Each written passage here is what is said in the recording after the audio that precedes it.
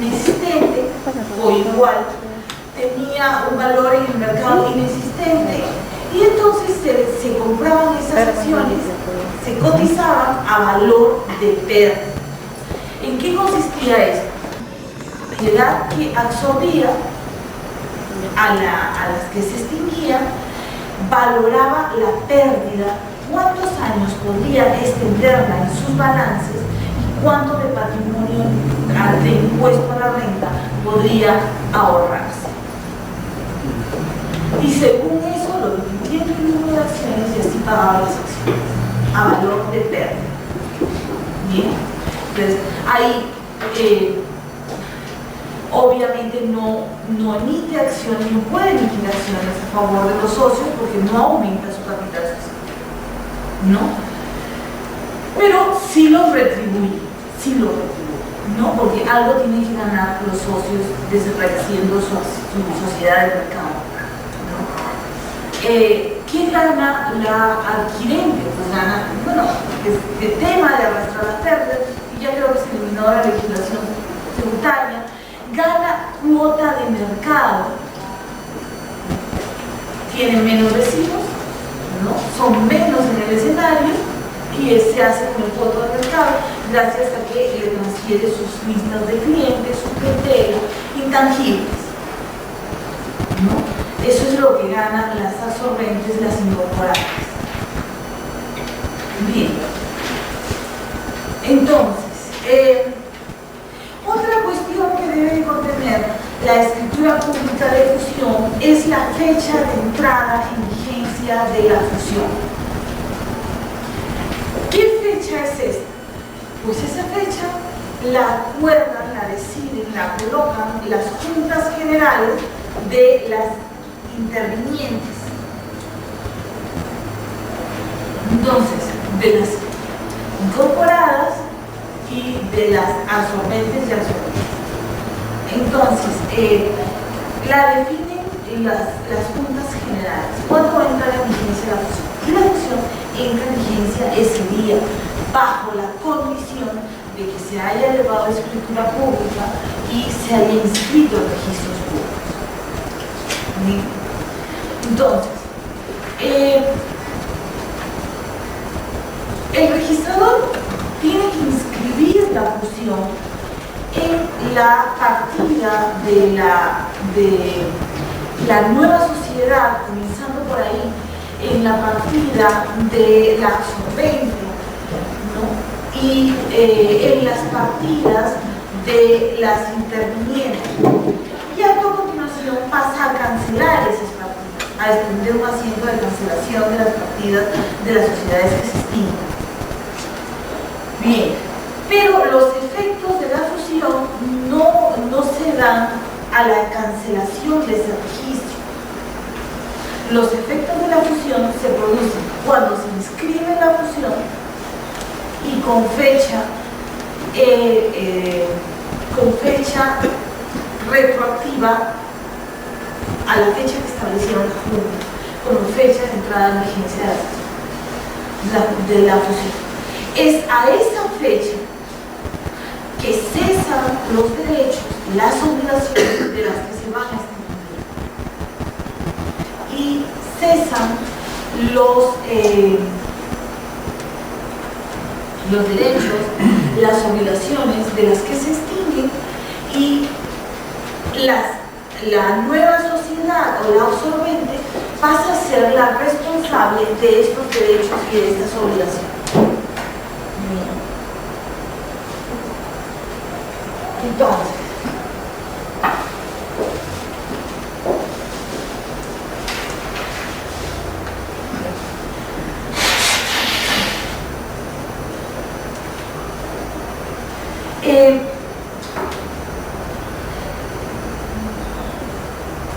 cuando queden, después de que se cancelen las partidas registrales de las que se extinguen, asientos vigentes, con derechos vigentes, ¿no? Estos se trasladan a las partidas de la nueva sociedad incorporante o de la absorbente. En teoría, en las partidas de las extinguidas no debería de inscribirse nada más. Bien. Nada más. Y entonces aquí tenemos nosotros jurisprudencia registral contradictoria. En algunas ocasiones se ha dicho nada más, no se inscribe nada más. Está cerrada la partida. En otras ocasiones se dice, bueno, vamos a inscribir porque había un error material, este error material no le va a devolver personalidad jurídica a la sociedad y además, pues, hay un deber de exactitud del registro. Entonces, vamos a inscribir estas rectificaciones de error material. Y en otras ocasiones el registrador ha dicho, no, la partida está cancelada. Finita. Bien.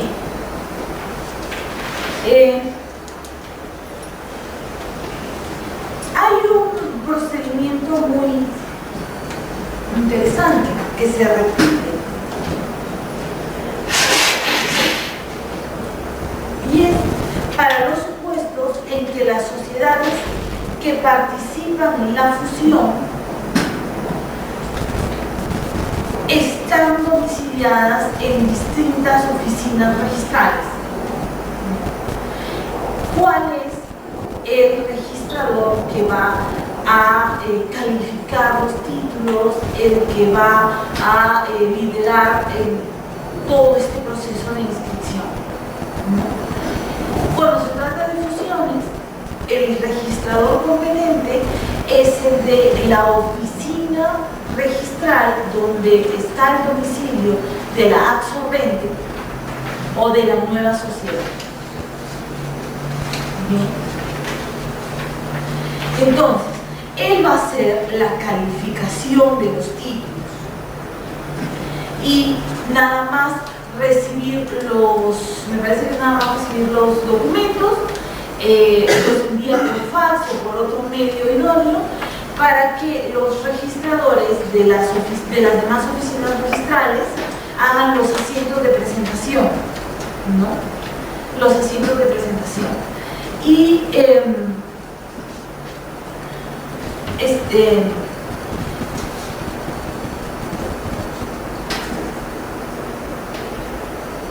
bien. Y después le solicita a los registradores pertinentes que le envíen una copia literal de las partidas registrales de las absorbidas o incorporadas y de los títulos archivados que sean pertinentes.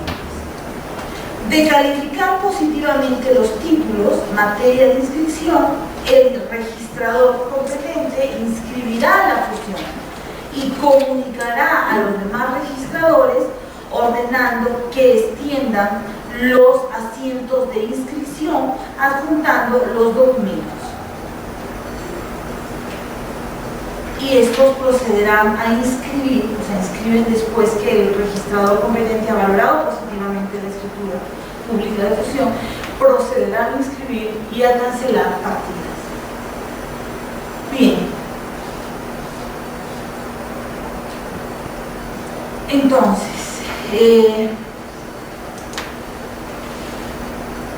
había un tema aquí. Vimos transferencia de bienes. Sí, hicimos transferencia de bienes. Vamos a ver ahora la fusión simple.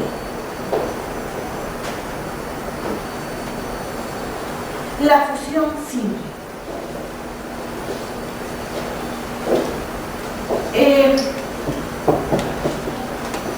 La fusión simple es una fusión por absorción que se da en determinados supuestos.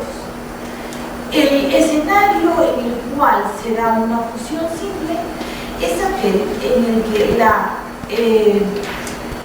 sociedad absorbente es propietaria del 100% de las acciones o participaciones de las absorbidas. Para que la sociedad absorbente en nuestro ordenamiento sea propietaria del 100% de las acciones y participaciones de la absorbida, o se trata del Estado o se de una sociedad del sistema financiero que posee el 100% de las acciones o de las participaciones de la absorbida, o se trata de una sociedad que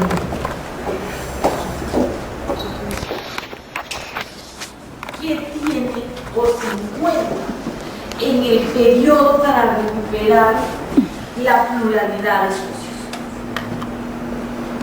Entonces, como no optan de recuperar la pluralidad de socios antes de que se extinga su de pleno derecho, extinguiendo la personalidad pública de la vida.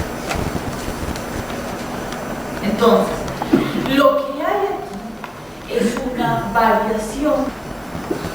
Entonces, lo que ocurre aquí es una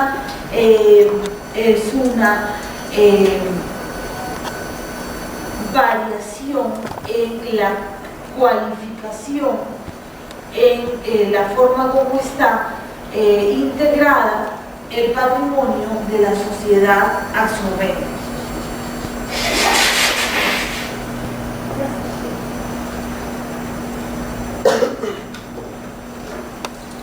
Aquí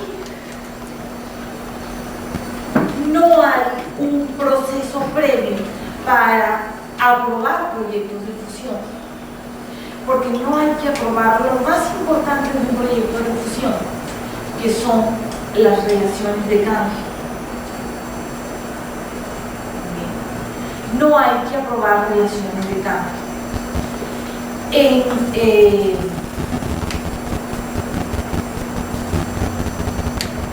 La sociedad, en la fusión simple, la absorbente adquiere el patrimonio de la absorbida, la absorbida se extingue. Nada más, no hay más. No hay más. No hay emisión de acciones a favor de los socios, porque la única socia era la absorbente.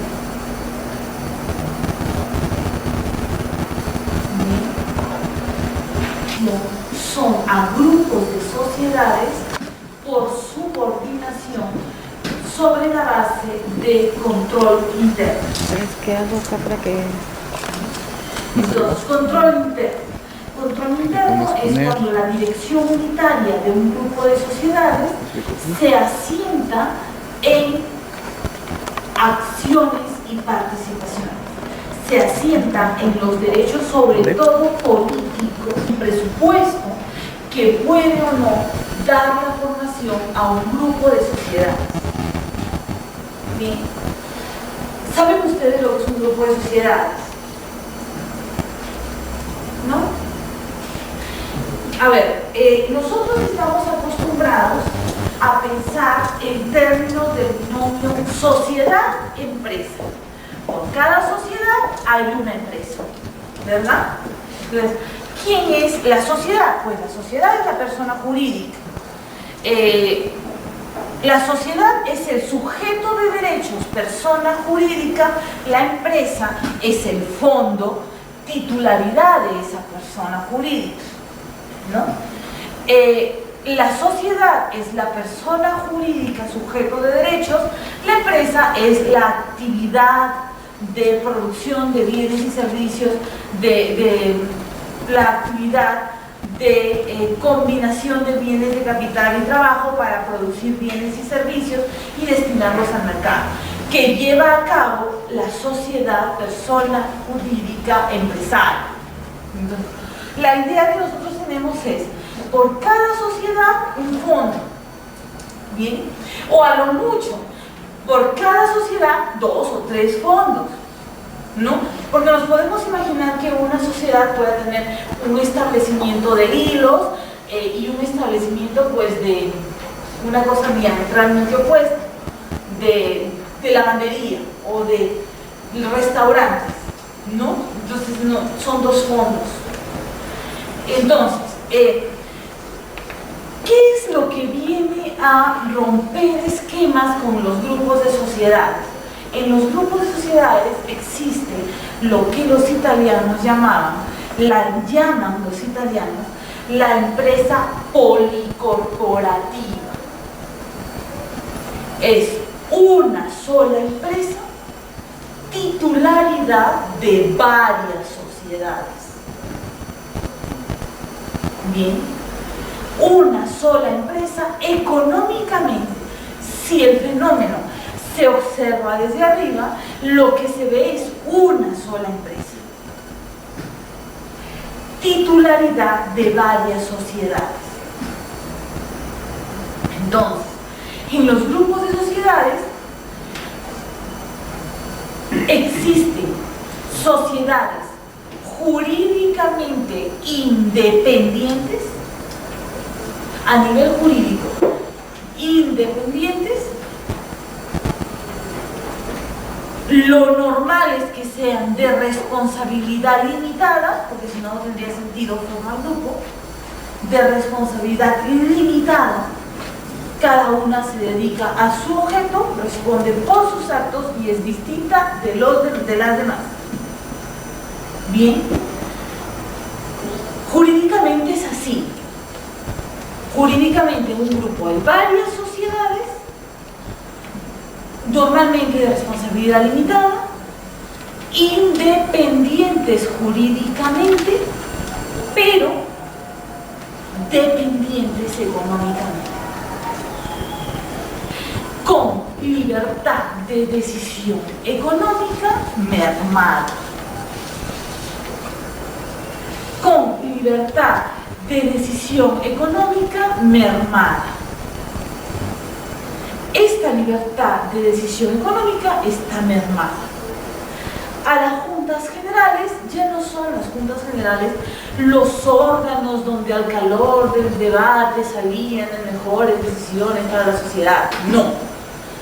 A las juntas generales llegan a firmar un acta donde ya la postura ha sido tomada desde arriba, desde la matriz. La matriz, gracias a lo más usual es el control interno. La matriz, gracias a que posee acciones y participaciones en la sociedad, domina la Junta. Y gracias a que domina la Junta, domina lo más importante que hay en una sociedad, su gestión. ¿Por qué? Pero si la Junta no gestiona, es verdad, la Junta no gestiona, pero gracias a sus votos ellos nombran, remueven, revocan, reeligen y colocan en el órgano de administración a las personas de su confianza. Entonces, los administradores ya no satisfacerán el interés supremo de la sociedad, el interés de los accionistas minoritarios, el interés de la empresa, el interés del Estado. No. Satisfacerán con sus decisiones el interés de aquellos accionistas de control de los que depende su permanencia en el cargo. Entonces, a nivel de la matriz, ¿de qué podemos hablar? Podemos hablar de diferentes estadios. Podemos hablar de una mera adquisición de participaciones. Adquiere participaciones, pero no le interesan. Hoy las adquirió en bolsa, mañana las vuelve a vender. Punto. ¿No? De participaciones significativas. De influencia notable o influencia significativa, como hablan algunas leyes, ya está exhibiéndola. Bien. Influencia notable. De control, que es un acceso al órgano de gestión de la sociedad. Eso es control, ya la controla. ¿Por qué? Porque llegó a su órgano de gestión. La controla. Y de dirección unitaria. Solo cuando hay dirección unitaria hay grupo. Entonces, ¿qué es la dirección unitaria? La dirección unitaria es más que participaciones significativas, más que influencia notable, más que controlar a una sociedad. dirección unitaria es una dirección de gobierno única planificada. Entonces, no solo te controlo, te gobierno y te trato como si formaras parte de mi empresa. Entonces, mis normas, las normas que se dan de la matriz son unas directrices de dirección unitaria que tienden a unificar la empresa, que la tratan como un todo. De modo que las decisiones que inciden en el banco de crédito no son ajenas a las de la AFP. Me parece que rima, ¿no? Prima AFP. Lo que sucede con Pacífico Seguros, las decisiones que se toman en Pacífico Seguros no son ajenas al BCP. ¿Por qué? Son una misma empresa. Entonces, por lo tanto, cuando vemos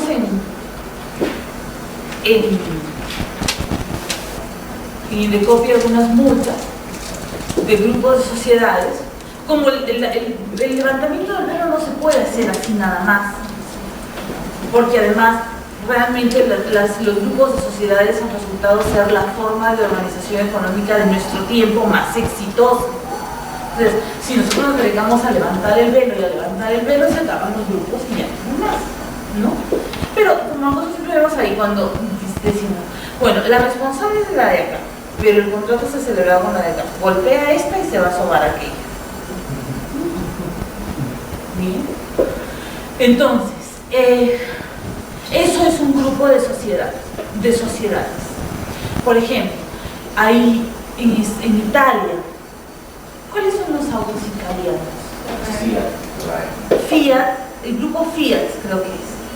El grupo Fiat tiene dentro de su grupo una empresa de autopartes, una empresa ensambladora, una empresa que vende, que distribuye, una empresa de leasing, una empresa de seguros y un banco. Y una aseguradora cautiva, ¿no? Las aseguradoras cautivas solo las crean para asegurar riesgos del grupo. Entonces, tiene todo el circuito en su grupo. Es una sola empresa. Bien, esos son los grupos de sociedades. Entonces, nuestra decisión, para ya no irnos muy lejos, nuestra decisión puede dar lugar al caldo de cultivo para que nazcan un grupo. ¿Por qué? Porque en la decisión los socios, hay un grupito de socios que son socios de la escindida y son socios de las escindentes. Y si tienen el porcentaje necesario para controlar, buscarán que sus sociedades vayan en una misma dirección. Bien. Que sus decisiones económicas sean no solamente útiles a la sociedad que las toma, sino a sus hermanas.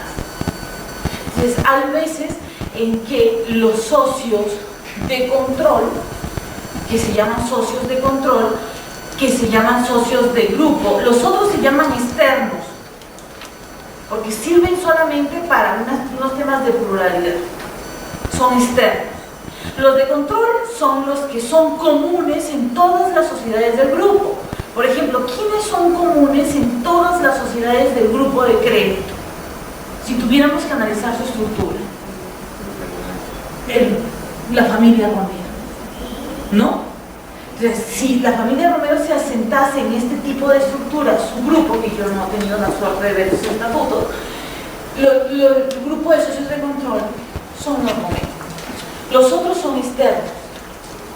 Entonces, mañana, por ejemplo, el grupo Romero puede adoptar una decisión que sea aparentemente perjudicial para Pacífico, pero no les importa, porque gracias a esa decisión van a ganar en el banco de crédito 3 veces más. ¿Quiénes son los sufridos? Los externos. los socios externos, los que no tienen la suerte de ser socios también en el banco de crédito. ¿Bien? Entonces, para que funcione un grupo hay que sacrificar interés de las dominantes. Sin llegar a abusos, tiene que haber un sistema de compensaciones. Hoy sales perdiendo, mañana te compenso. Sin llegar a usos abusivos de la personalidad jurídica, porque entonces ahí es cuando se levanta el velo, porque el ordenamiento no tolera. Bien, entonces, les decía yo, hemos visto fusión, eso da lugar a gigantismo, la escisión da lugar a grupos de sociedades. Bien, da lugar a grupos de sociedades. ¿Por qué? Porque en la escisión la sociedad fracciona su patrimonio en dos o más bloques, lo transfiere a sociedades existentes o nuevas, y a cambio sus socios reciben acciones en estas sociedades. No ella, sus socios. Sus socios reciben acciones en estas sociedades. Reciben acciones de las sociedades que adquieren los bloques, de las beneficiarias con la escisión. Bien, entonces, existen dos formas de escisión, que es, en primer lugar, la propia. En la propia, la escisión propia, la sociedad divide la totalidad de su patrimonio, y todo en bloques, y todo lo traspasa a otras sociedades. Y ella no se queda con nada. Y como es un acto corporativo y no un acto contractual, se extingue. Esa es la propia. ¿A quién le dan acciones? Gracias a ese sacrificio de entregar su patrimonio a sus socios. Sus socios pasan a ser, en los mismos porcentajes que lo eran en su sociedad, socios de las sociedades beneficiarias con la decisión. Bien, en las mismas proporciones, ¿no? Entre ellos se conservan las proporciones. Luego pasarán a esa sociedad, quizás en conjunto teniendo el 40, o en conjunto teniendo el 30, o en conjunto teniendo el 50% del capital de la sociedad beneficiaria con la decisión, dependiendo de las relaciones de carga. Esa es la fusión propia. Y luego existe la fusión impropia, donde una sociedad divide su patrimonio en uno o más bloques, segrega uno o más bloques patrimoniales de una sociedad y uno o dos lo traspasa a otras sociedades nuevas o ya existentes, y ella se queda con un bloque por lo menos, no se extingue, queda con un bloque por lo menos, ajusta su capital social al patrimonio que ya tiene, que ahora tiene. Las beneficiarias aumentan su capital social conforme a lo recibido, emiten acciones y se las dan a los socios de la escindida. Bien. La escisión, decíamos, es también un mecanismo, porque a veces, pues, no es que la empresa ya ha llegado a un gigantismo y es inmanejable, sino que se tienen elefantes blancos dentro del patrimonio, que lo único que sirven es para pagarle a la SUNAT y alzar. Nada más. Yo creo que tenía un cliente que era una mueblería, y es una mueblería central, y tenía un taller de este porte, más o menos, en una nave industrial de 4.000 metros. Todo el resto era arena, tierra y agua. y lo único que decía era quitar utilidades todos los años, ¿no? Porque con los descuentos del impuesto a la renta que tenía que pagar, iba siempre arrastrando esta nave industrial. Un terreno de 4.000 metros en la zona industrial para ocupar solo 20 metros. O sea, ¿qué hace una mueblería con un terreno de esas características? Entonces, la dueña de la mueblería era una señora pues, que había heredado cierta fortuna de familia y tenía pues, distintos inmuebles arrendados, en venta, etc. Le dijimos, señora, ¿por qué no crea una inmobiliaria? Constituye una inmobiliaria y escinde, hace una decisión por constitución de una nueva sociedad y se saca la nave industrial de su patrimonio y se manda a la inmobiliaria. Y ahí usted participe como socia con todos los departamentos que tiene, casitas, etc. ¿No? Y ahora constituye una inmobiliaria y eso fue lo que se hizo, ¿no? Bien. Entonces,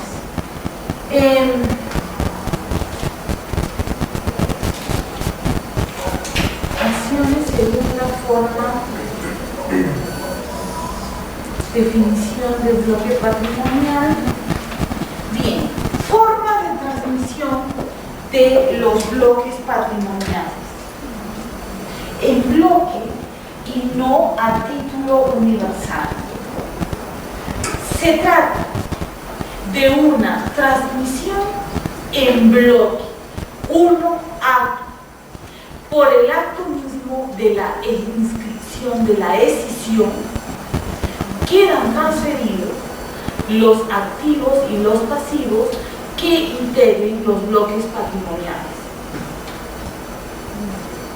a las beneficiarias de la decisión, sin necesidad de hacer múltiples operaciones de transmisión.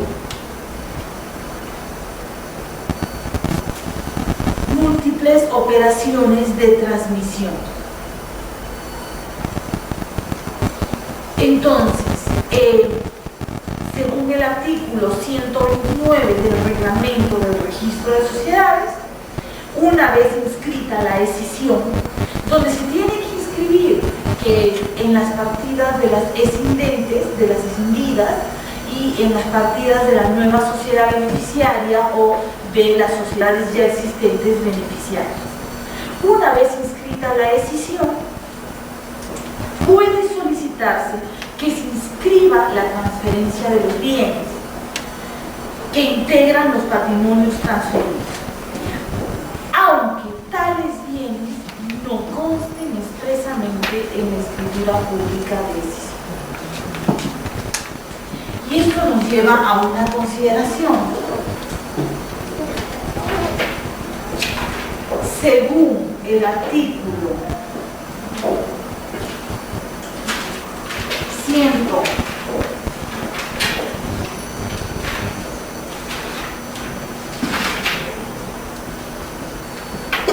según el artículo 124, inciso B, la escritura pública de decisión debe contener la relación detallada y valorizada de los elementos del activo y del pasivo que correspondan a cada uno de los bloques resultantes de la decisión. Esto es imposible. La relación detallada. Imagínense ustedes cuando fue la reorganización simple del banco financiero que asumió al Normando. No basta decir cuántos créditos le está pasando. Aquí dicen en 124, la decisión tiene que contener la escritura pública, la relación detallada y valorizada de los elementos del activo y del pasivo que correspondan a cada uno de los bloques patrimoniales. Mentira. El mismo reglamento del registro de sociedades se encarga de desmentirlo en el artículo 129. donde dice: en mérito a la inscripción de la escisión puede solicitarse la inscripción de la transferencia de los bienes y derechos que integran los patrimonios transferidos, aunque aquellos no consten expresamente en la escritura pública de escisión. ¿En qué quedamos? ¿Relación detallada y valorizada de activos? ¿O puedo hacer referencia a ellos de manera genérica? Lo más realista es hacer referencia a ellos de manera genérica.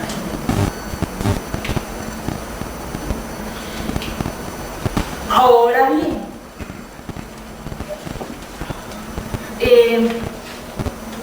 lo que sí, por una cuestión de seguridad,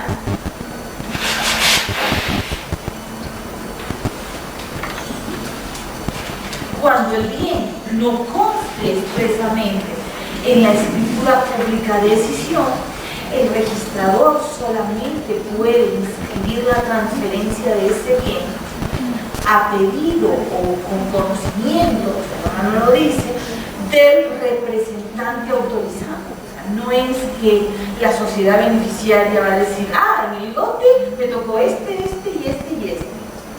No. Para que el registrador inscriba la transferencia de bienes que no consten expresamente en la escritura de decisión, tiene que contar con la autorización del representante, valga la redundancia, autorizado de la que se sintió. Sí, efectivamente, ese bien y bloque. Bien. O sea, no puede, solo por dicho de la beneficiaria de decisión, inscribir una transferencia de bien.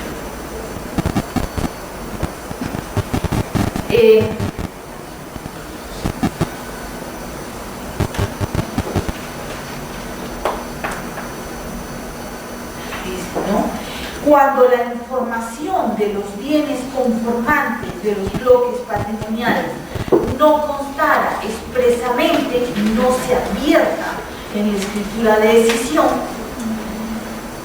la transferencia puede solicitarse, perfecto, pero solo podrá hacerse a solicitud, dice aquí, del representante autorizado de la escisión. Yo creo que la solicitud no es tan necesaria, ¿sí? No sé si habrá una norma interna, pero por lo menos con autorización del representante de la SNI. Sí, efectivamente, ese bien forma parte del bloque patrimonial. Bien. Cuando los bienes, ¿a qué hora es a las 5? ¿No?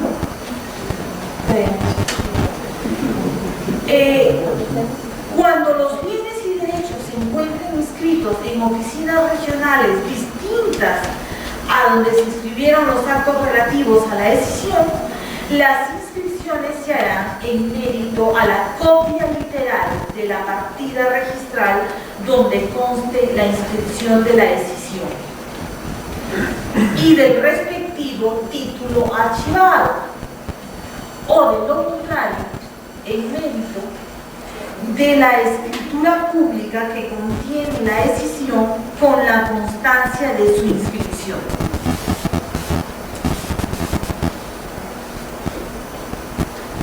Bien, entonces, decíamos, la decisión se transmite uno a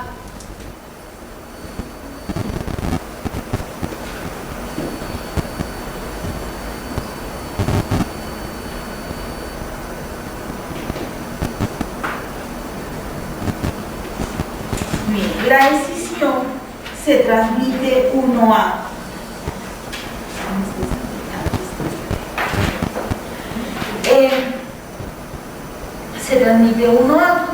pero la transmisión no es a título universal. La transmisión no es a título universal.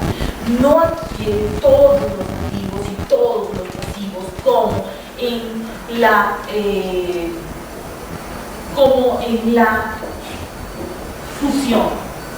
Bien, no adquiere todo, adquiere a veces solo un activo, solo unos activos, activos y pasivos, o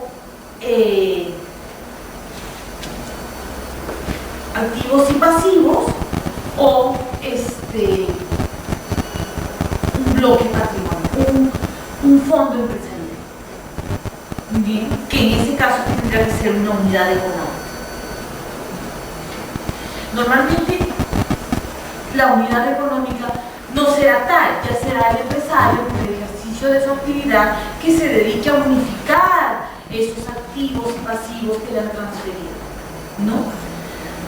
Cuando se transfiere un fondo, sí ya es una unidad económica, hay un valor de organización que se transfiere. Entonces, las escisiones se emplean mucho para defraudar al fisco, sobre todo en el caso de los casinos. También en la SUNAT se pasa, ¿no? O sea, sacan normas sobre todo en temas de casinos, salen muchas normas donde se aplican impuestos de manera retroactiva, y retroactivamente, como tenías que adivinar, te ponen multas, intereses, costos, cobranza coactiva y todo desde 5 o 6 años atrás, cuando la norma sale hoy. Entonces, claro, pelear con la SUNAT es como enfrentarte con una pared. Es así. Pero el caso de la SUNAT, doctora, es el tema de, yo trabajaba en una escuela viendo temas de asesoría a los contribuyentes. Era un tema de mala interpretación de la norma. Y cuando el Tribunal Fiscal se ha pronunciado de tal manera como la interpretaba la SUNAT, es cuando se ha aplicado todo este tema de la cobranza. Sí. Porque fulanito de tal interpretó de tal manera y la SUNAT de tal manera, pero no, yo quiero hacerlo así porque la norma no es clara a mi entender.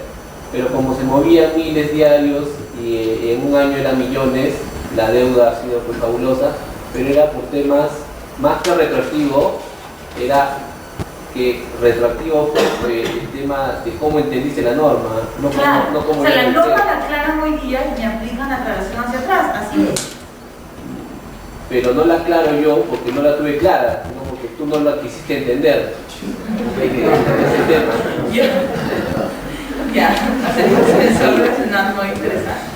Bueno, el tema es, hay muchos temas con los casinos, ¿no? Yo conocí el caso de un casino en particular que amparos y ganaba aquí, perdía allá, y amparos y abogados, no sé qué, hasta que un día dije, ¿qué no puedo más? O sea, ya no puedo respirar más, ¿qué hago? Constituyeron otra sociedad y le transfirieron escindieron sus activos y se los transfirieron. Constituyeron otra sociedad, escindieron sus activos y se los transfirieron. Entonces, claro, se quedaron, les gustaba mucho su nombre y les daba mucha pena, pero ya no podían hacer nada, ¿no? Se quedaron con la deuda de la SUNAT, esperando como en el Titanic, ¿no? Esperando que se hunde el barco. Pero sacaron de su sociedad sus activos. Se puede solicitar respecto de bienes inscritos, estén o no estén expresamente indicados en las escrituras públicas, que se inscriba la transferencia, ¿no? A mérito de la inscripción de la decisión, ¿no? A mérito de la inscripción de la decisión. Cuando el bien no se encuentra expresamente declarado en la escritura pública de decisión, hay que contar con la autorización de la sucursal de una sociedad constituida y con domicilio en el extranjero. Se establece en el Perú por escritura pública inscrita en el registro que contenga cuando menos la certificación de la vigencia de la principal, con la constancia de que no le permitan, que no le impiden su pacto social ni estatuto de una sociedad en el extranjero, y la escritura pública de constitución de la sucursal debe de contener copia del pacto social o del estatuto o de los instrumentos equivalentes en el país de origen. No estoy muy segura si la publicidad registral alcanza.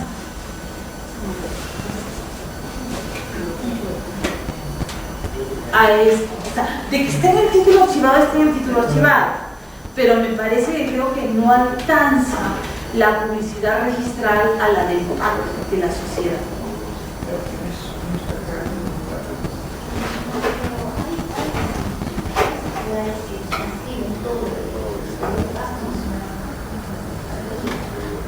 No, pero claro, en la escritura pública de constitución de la sucursal tiene que estar todo. No dice un extracto, tiene que estar todo.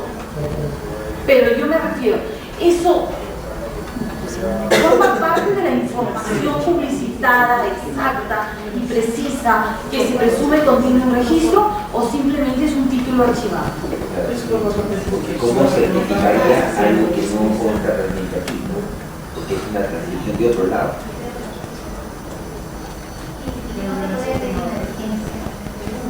No, sí, se pide bueno, a mí una vez un amigo me preguntó y yo les dije que pidiera una vigencia.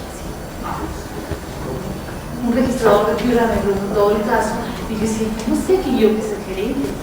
¿Y cómo sé que está todavía computado? ¿De dónde? Diga, piden una vigencia.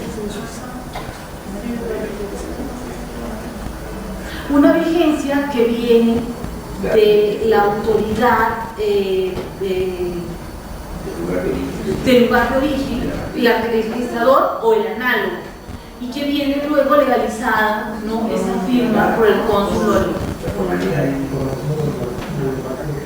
Ya ahí ya registrador no tiene nada que ver con contenido, capacidad o representación de los firmantes,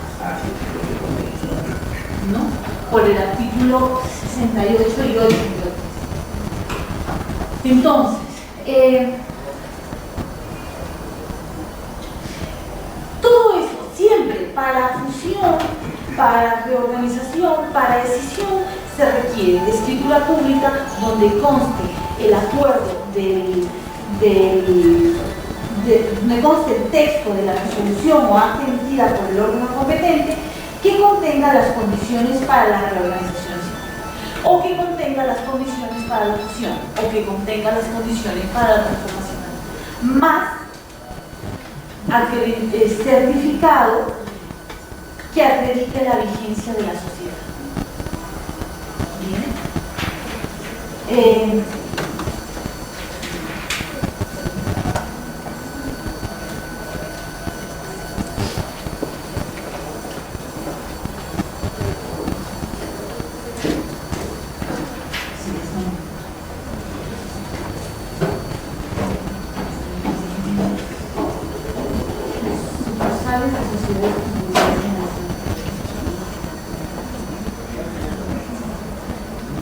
Eso es lo que les decía yo.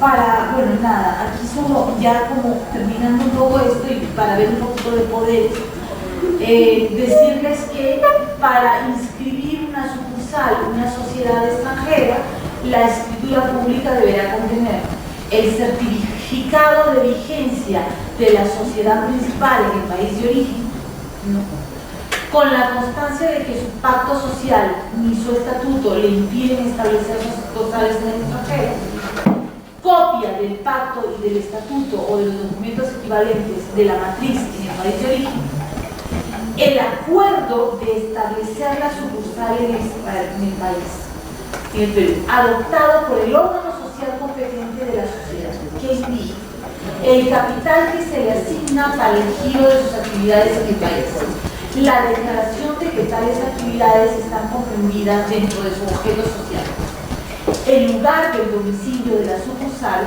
la designación de por lo menos un representante legal permanente en el país, los poderes que le confiere y su sometimiento a las leyes del Perú para responder por las obligaciones que contraiga la sucursal. ¿Cuándo se cancela? Aquí hay un tema. Para inscribir los poderes otorgados por la sociedad extranjera que deban inscribirse en la partida de la sucursal, y aquí el reglamento ha adoptado una posición, diría, extraña, porque dice, para poderes que dé la sociedad referidos a la sucursal. ¿Por qué? Porque sean atingentes a ella o atingentes al objeto social que desarrolla. Y también para inscribir poderes que dé la principal, que no tengan nada que ver con la sucursal, pero que tengan que inscribirse en su partida, porque lo dice la ley, se estará a lo dispuesto en el capítulo 6 del título 6 del reglamento del registro de sociedades, que lo vamos a ver ahora, ¿no? Entonces, cuando la comisión que proyectó el reglamento del registro de sociedades vio este tema, lo que dijo fue, es que en la partida de la sucursal, tú lo que tienes que inscribir son poderes que otorga la sociedad matriz, pero referidos a la sucursal. Para lo otro existe el reglamento de poderes de sociedades no inscritas en el Perú, extranjeras sin domicilio en Perú o algo así, ¿no? Pero no, aquí todo va a la partida de la sucursal. Tiene sucursal, entonces tus poderes van ahí. Bien, ¿cuándo se cancela la inscripción de la sociedad, de la sucursal? La sucursal se cancela no solamente por decisión de la matriz para que la sucursal entre en un proceso de liquidación, ¿no? Porque las sucursales no pueden cancelarse así de la noche a la mañana, sino que tienen que liquidar su patrimonio pagando las deudas que han adquirido en el Perú, ¿no? Entonces, bueno, no solamente la sucursal se cancela por una decisión de su matriz, sino que también puede cancelarse a pedido de cualquier interesado, a petición de cualquiera que acredite legítimo interés económico. Un acreedor. Entonces, cuando hayan pasado 90 días desde que se inscribió la vacancia del representante permanente sin que se haya nombrado nuevo representante. Los supuestos de vacancia ya los tenemos nosotros en el 157, que habla de las causales de vacancia: renuncia, muerte, incapacidad, ¿no? Impedimento de las vacancias de cargo de director. Bien, ahora vamos a ver los poderes otorgados por sociedades constituidas en el extranjero.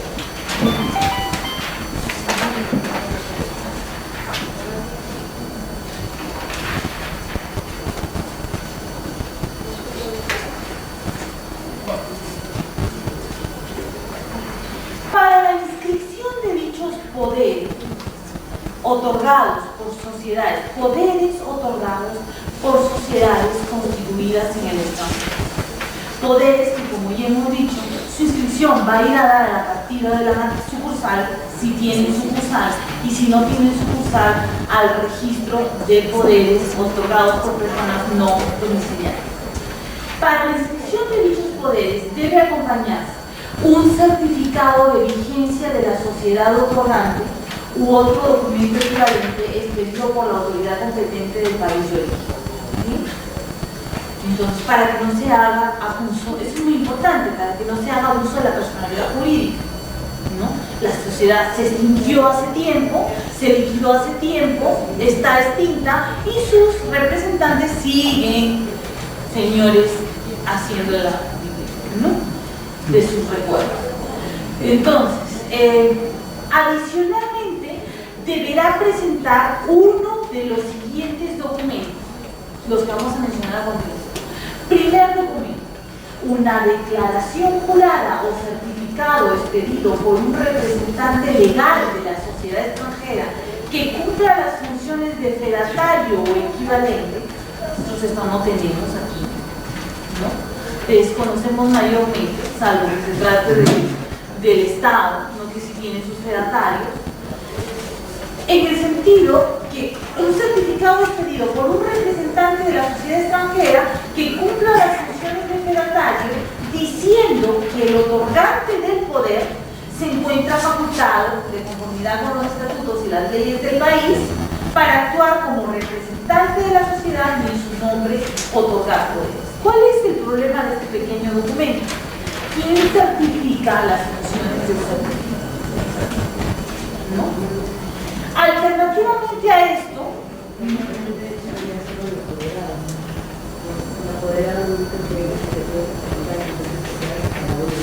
claro, si es ¿quién te dice? Lo segundo, certificación de la autoridad o funcionario extranjero competente de que el otorgante del poder se encuentra debidamente facultado de acuerdo con el estatuto de la sociedad extranjera y las leyes del país en que fue constituida para actuar como representante de esta y otorgar poderes en su nombre en los términos establecidos en el título de la inscripción. En nuestra opinión, la autoridad o funcionario competente es el registrador o quien haga sus veces, ¿no? Y la certificación es una especie de vigencia de poder. Sí, esto sí lleva un doble chip. Esto ya es distinto. Bien, y luego también puede dice otro documento con validez jurídica que acredite el contenido de la, pero ya otro, a ver qué inventa, que os trae. Además, o sea, para inscribir un poder otorgado por sociedad extranjera, ¿qué necesito? Reveámonos un poco. Primero, un certificado que me acredite que la sociedad está vigente. Segundo, un documento que me acredite el poder del poderante. ¿No? Para mí, ese documento es una vigencia de poder expedida por el registrador o el competente o el funcionario que haga sus veces. Tercero, ¿qué más necesito? Que esa declaración jurada o certificación que me acredita que el poderante tenía poder para otorgar poderes en representación de la sociedad extranjera, esa certificación que puede venir del registrador, ¿no? Esa certificación, sus firmas deben de estar legalizadas ante notario, cónsul peruano o autoridad extranjera competente. Y debe indicar su nombre completo, su domicilio, que en realidad es el lugar de su domicilio, o sea, no solamente Miami, ¿no? Sino Miami, tercera palmera a la derecha, segundo piso, ¿no? Entonces, y eso. Y el registrador, pidiendo estos documentos, no asume responsabilidad por el contenido y alcances del poder. A él le dijeron que tenía poder. Por la firma, identidad, capacidad o representación del otorgante del poder, ni por la firma, identidad, capacidad o representación de quien brinda la certificación o declaración jurada. Si ahí dice que es un registrador y su firma ha sido legalizada por el que dice ser un cónsul, el registrador peruano no es cierto.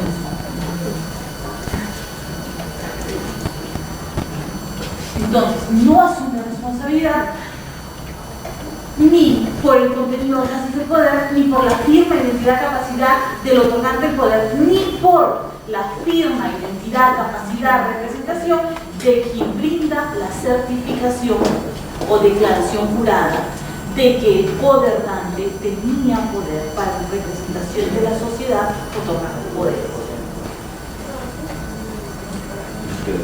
Y esto está en los artículos 68, en el artículo 8 y 168 del reglamento del registro de registros.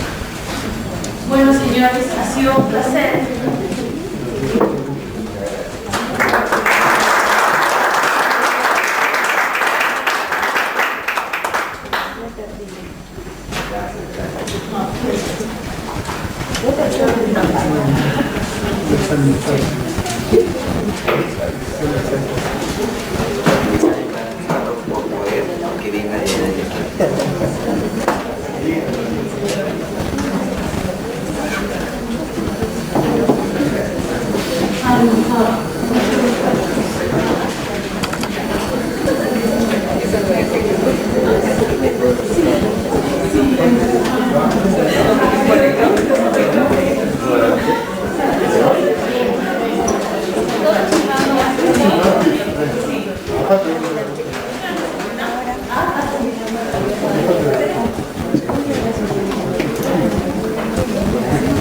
Es que le he dicho.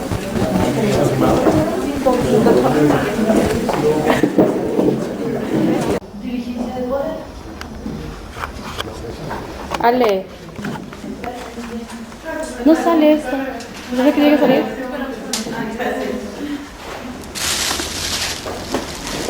Gracias, señor. Ya.